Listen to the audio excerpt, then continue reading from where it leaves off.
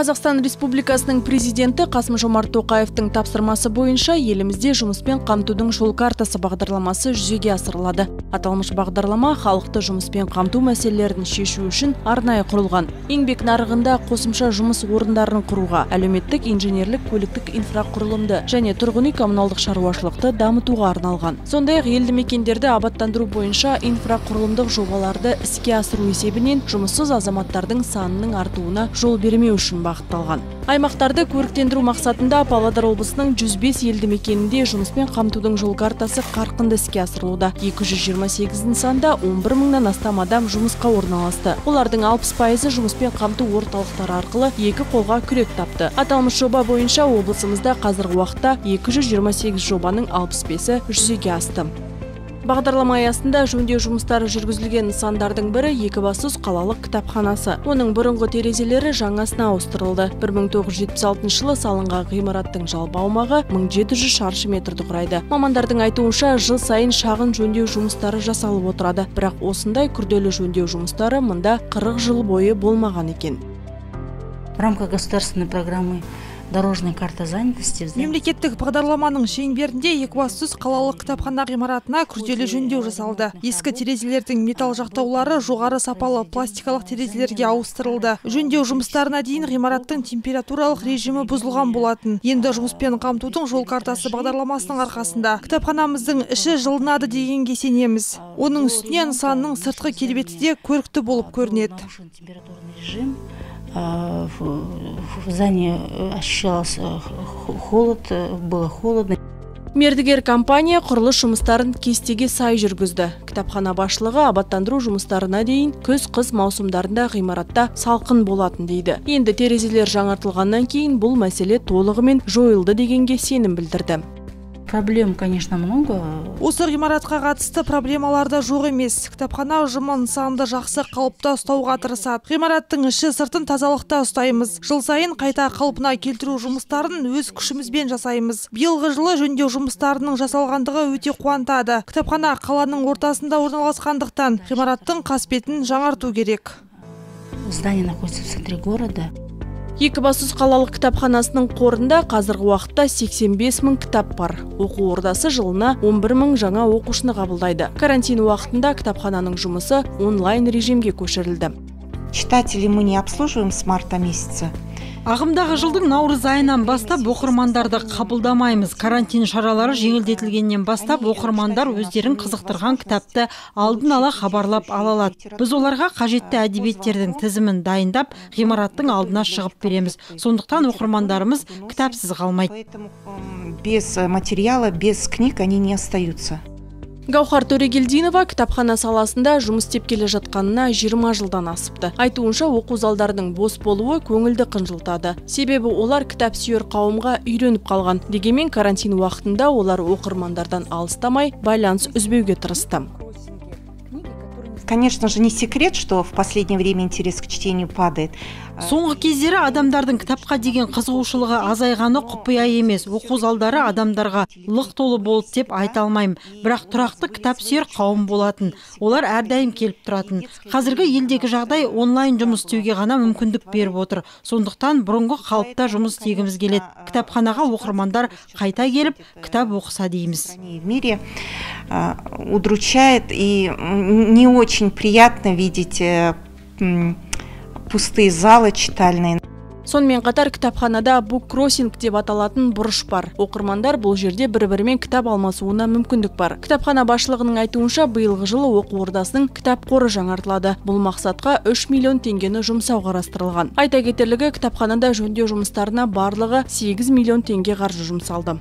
Жұмыспен қамтудың жол картасы бағдарламасы бойынша Кеншілер қаласындағы нөмірі 23-ші жалпы орта білім беретін мектебінде де жөндеу жұмыстары іске асырылды. Ағымдағы жылдың мамыр-шілде айларында нысандағы электр қуат құралдары ретке келтіріліп, жарық диодты шамдар орнатылды.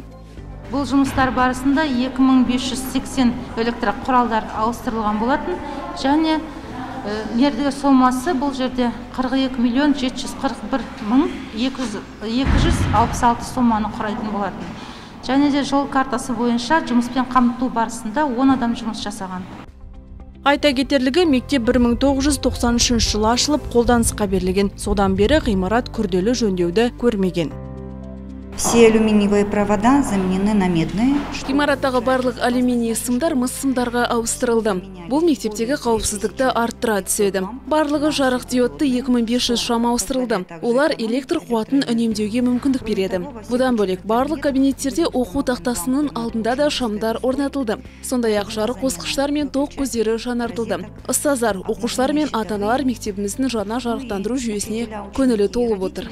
Все довольны нашим освещением.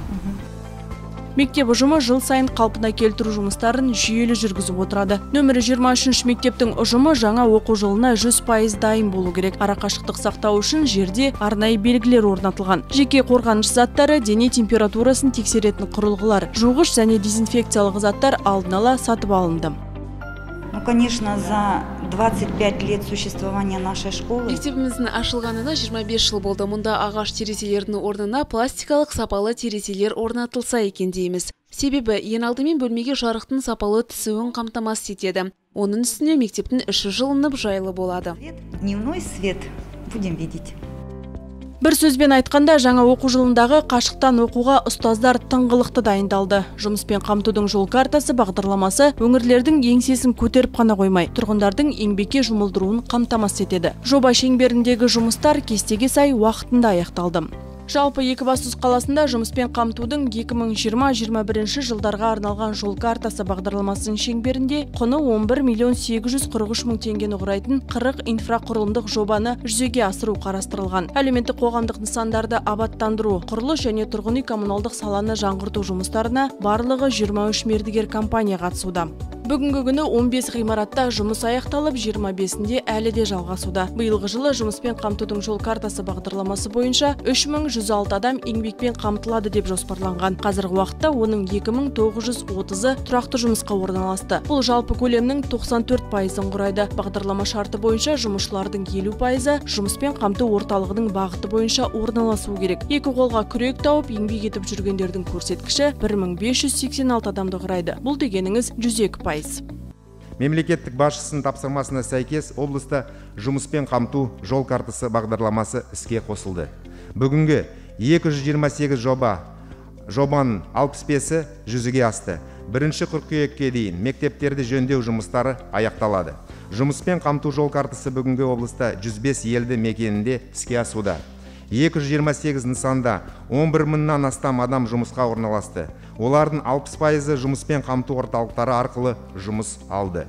Жалпы Павлодар облысында жұмыспен қамтудың жол картасы аясында жаңа 6 әлеуметтік нысан салынып, қосымша 150-і күрделі жөндеуден өтеді деп жоспарланған. Сонымен қатар бағдарлама шеңберінде 1110 пәтер қолданысқа беріліп, ұзындығы 108 км болатын жолдар қалпына келтіріліп, 185 аула абаттандырылады.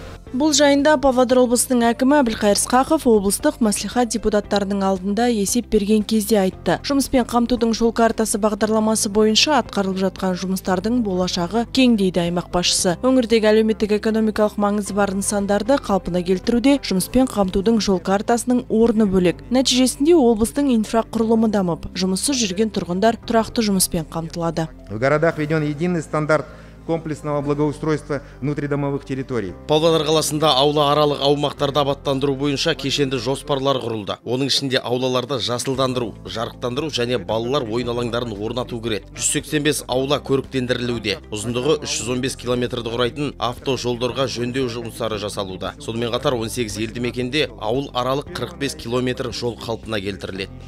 25 километров. В целом, как мы и планировали, до конца года показатель дорог в хорошем состоянии будет доведен до 85%.